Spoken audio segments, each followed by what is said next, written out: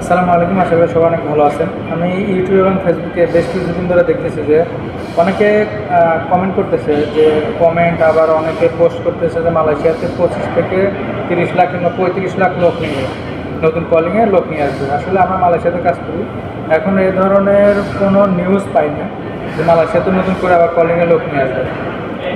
যদি পাই আমরা জানিয়ে দেবো, আর এগুলো গুজবে কান দেবেন না। আর মালয়েশিয়া পরিস্থিতি মোটামুটি এখন ভালো, বর্তমান বেসিক রিঙ্গিত 1700 রিঙ্গিত করছে, যা বাংলা টাকায় প্রায় 1,00,000 টাকা, 50,000 টাকার মতো, সরি 1700 রিঙ্গিত বাংলা টাকায় 50,000 টাকা এখন বর্তমানে হয়।